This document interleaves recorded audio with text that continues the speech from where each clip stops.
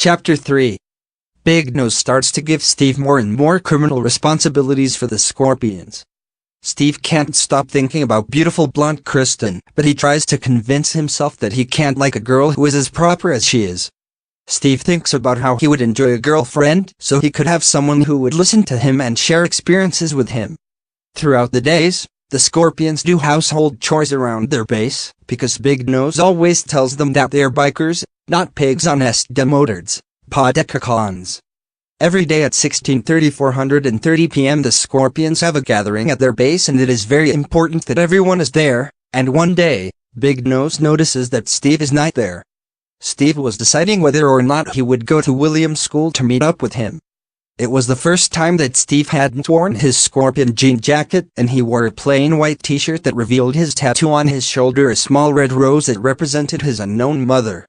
Steve felt sick going through the halls of the school, because he attended little school in his life. He hardly had time to learn how to read, write, and count. He found William outside surrounded by a lot of students who were busy running and jumping. Steve saw Kristen practicing hurdles and went to talk to her after flirting. He then went over to where the high jumpers were and started to watch. William encouraged Steve to try a jump, but he resisted. Once everyone left, William told Steve to try, so he did. Reluctantly, he hit the bar and knocked it onto the mat.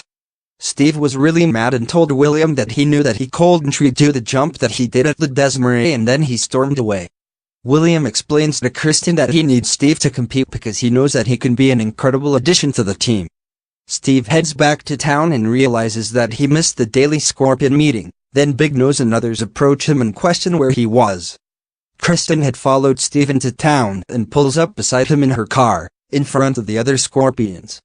The Scorpions are planning to rob a little store that sells collectibles. The owner always leaves by 8 p.m., so the Scorpions planned on going for 830. The Scorpions never aim to hurt any innocent people in their robberies. When the Scorpions attempt to rob the store, the owners are leaving just as they show up and mistakenly ask the Scorpions to carry a few boxes for them. The police drive by as the Scorpions are helping carry boxes and start questioning them for what they're up to. The robbery doesn't go through. The next day, Steve sleeps in and all he can think about is finding Kristen and asking her why she was at the Scorpions base yesterday. He finds her at her school and asks her why she came to their base local, and Kristen says that it's Steve's turn to help her. Kristen explains her father's problem and that she will train Steve herself so that he can compete in 3 weeks at provincials. Steve likes the idea of spending alone time with Kristen, so he accepts the offer as long as the other Scorpions don't find out about what he's doing. They decide to meet on Monday at 6 a.m. Chapter 4. Steve and Kristen meet Monday morning for training, and she gives him a shirt, shorts, and sneakers. The shorts end up being far too small, and you can see his boxers. Kristen tells Steve how she wants to be like her dad and coach/teach phys ed. Kristen explains how landing on your back is called the Fosbury flop because of the first guy that jumped like that. At the end of their first day of training, Steve didn't make one jump because Kristen was more so looking at his physical ability, like his strength and his speed. She then gave him some workout exercises. The first training session lasts 3 hours, and Kristen suggests that they train again that afternoon, but Steve can't because he has his daily Scorpion meeting.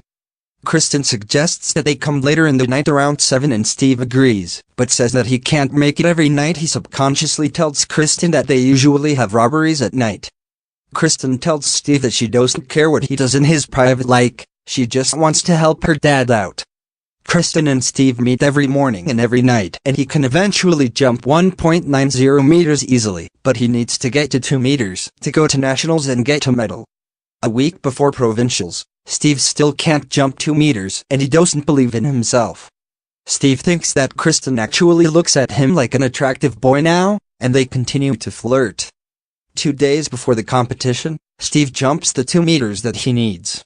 Kristen gives Steve the gift of a brand new tracksuit that is the school colors, and he says thank you to her. For the first time, she notices that Steve has not only changed physically, but mentally as well.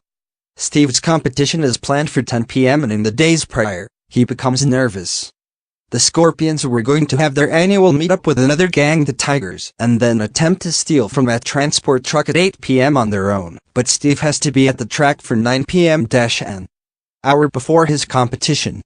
When the Scorpions were waiting for the truck to come, they noticed that the Tigers had the same idea as them and the road quickly became a battlefield.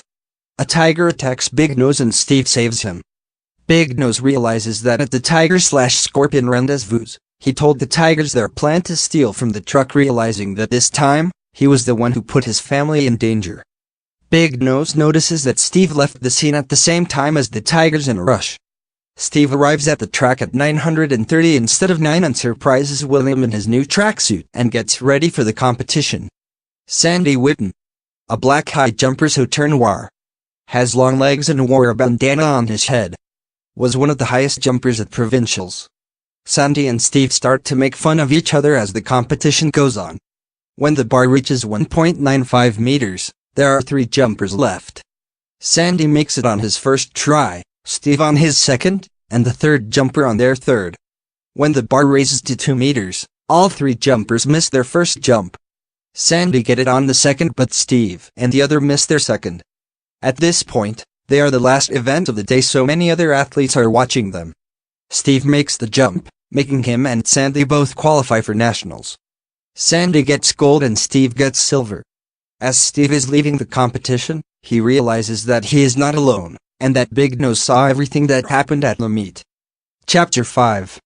Steve sleeps in and Spot gives him a hard time for it and beats him up. Big Nose comes and stops Spot. He gets other Scorpions to take Steve to his bed. When the Scorpions pick up Steve, his silver medal falls out of his pocket and Big Nose quickly puts it away again. Big Nose asks to talk to Steve.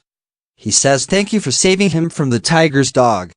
He says how he knows that Steve has activities outside of the Scorpions now. Big Nose says that Steve can say that he suspended him for a bit and then slipped him a couple $100. Steve met up on William's porch when he was waiting for training one day, and William invites him in to eat. Steve needs to jump 2.18 meters at nationals. With the money that Big Nose gave him, Steve stays at the small motel during the weeks leading up to nationals. The Wednesday before nationals in Vancouver, William invited Steve over for supper, so Steve bought a new outfit for the occasion. At dinner, William presents 3 plane tickets on the dinner table, implicating that Kristen would be joining the 2 boys on the trip, and everyone is very excited. Chapter 6. It was going to be Steve's first time going on a plane and leaving his town. After the flight, they took a taxi to the Maxime Hotel. Around 20 jumpers were competing on, only 8 of them make it to the final round of the competition. Steve sees Sandy Whitten and Sandy starts to tell Steve that this is his competition to win and Steve isn't going to take it from him. Steve and Sandy didn't miss a single jump in the first round, so they both made it to the final 8. Kristen, William, and Steve spent the day watching other races and competitions. There is an athlete's dance, so Steve invites Kristen to go with him and William agrees as long as William is in bed by 10 p.m. At the dance, Kristen and Steve first sit at a table and order 2 lemonades before going to dance. 2 boys come over and ask Kristen to dance, but she says no. They persist that she dances and Steve sticks up for her, but the boys punch Steve in the stomach and pull Kristen away. The 2 kidnappers try to take Kristen away in their car when 3 hooded guys come and release her from the kidnappers while beating them up. Steve and Kristen return to their rooms and agree not to tell William about what happened. The morning of the final, Steve wakes up at 7 and his competition is at 11. Steve, Kristen, and William meet at 10 and talk about Steve's strategy. William says that Steve will be capable of 15 good jumps. William and Kristen start to say that Steve has a good chance at getting 3rd place, and Steve is confused because he's here to win. He gets mad that Kristen and William don't think he can win, so he walks away. The 8 finalists get ready for their jumps. Sandy ends up second last in the lineup, while Steve is the last to jump. At 2.18 meters, Sandy makes his first jump, and Steve makes his second jump, making them the 2 finalists. The bar increases by 2 centimeters every jump, but when the bar is at 2.22 meters, Sandy requests that the next jump be at 2.26 meters instead of 2.24 meters, which intimidates Steve. Sandy and Steve both miss their first and second jumps at 2.26 meters,